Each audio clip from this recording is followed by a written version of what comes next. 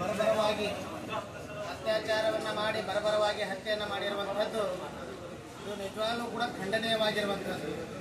ಯಾಕೆಂದರೆ ಇವತ್ತು ಆ ಒಂದು ಯುವತಿಯನ್ನು ಮನೆತನ ಆಗಿರ್ಬೋದು, ಆ ಯುವತಿಯನ್ನು ನೋಡಿದರೆ ಕಡುಬಡತನ ಜೀವನದಲ್ಲಿ ಬದುಕನ್ನು ಸಾಗಿಸುವಂಥ ಆ ಒಂದು ಮನೆತನಕ್ಕೆ ಇವತ್ತು ನಮ್ಮ ಭಾರತ ದೇಶ ಭವ್ಯವಾಗಿರುವಂಥ ಪರಂಪರೆಯನ್ನು ನಾವೆಲ್ಲ ಹೇಳ್ತೇವೆ. ಆದರೆ ಇಂತಹ ಒಂದು ಕೃತ್ಯಗಳನ್ನು ನಾವೆಲ್ಲಿ ಕಾಣ್ತಾ ಇದ್ದೀವಿ ಅಂದರೆ ನಮ್ಮ ಭಾರತ ದೇಶ, ವಿಶೇಷವಾಗಿ ನಮ್ಮ ಕರ್ನಾಟಕದಲ್ಲಿ ನಾವು ಕಾಣುವಂಥದ್ದು ನಿಜವಾಗ್ಲೂ ಕೂಡ ಇದು ಖಂಡನೀಯವಾಗಿರುವಂಥದ್ದು.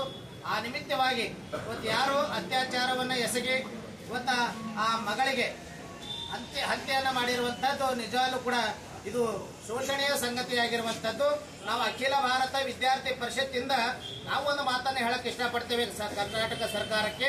ಆ ಹತ್ಯೆಯನ್ನು ಮಾಡಿರುವಂಥದ್ದು, ಅತ್ಯಾಚಾರ ಎಸಗಿರುವಂಥ ಯಾರೇ ಆಗಿರಲಿ, ಅವರು ದೊಡ್ಡವರಾಗಿರಲಿ ಸಣ್ಣವರಾಗಿರಲಿ, ಯಾವುದೇ ಒಂದು ಮತಪಂಥದವರಾಗಿರಲಿ, ಅವರಿಗೆ ಯಾವ ಶಿಕ್ಷೆ ಕೊಡಬೇಕು ಅಂದರೆ ಉಗ್ರವಾಗಿರುವಂಥ ಶಿಕ್ಷೆ ಅಲ್ಲ, ಅವರಿಗೆ ಗಲ್ಲು ಶಿಕ್ಷೆಯನ್ನು ಕೊಡಬೇಕು ಅಂತಕ್ಕಂಥ ಮನವಿಯನ್ನು ನಾನು ಕರ್ನಾಟಕ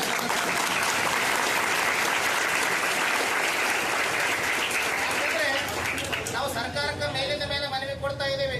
ಇಂಥ ಕೃತ್ಯಗಳನ್ನ ಒಂದಲ್ಲ ಎರಡಲ್ಲ ನೂರಾರು ಯುವತಿಯನ್ನ ಇವತ್ತು ಅತ್ಯಾಚಾರವನ್ನು ಎಸಗಿ ಹತ್ಯೆಯನ್ನು ಮಾಡುವಂತ ಕಾರ್ಯವನ್ನು ಮಾಡ್ತಾ ಇದ್ದಾರೆ.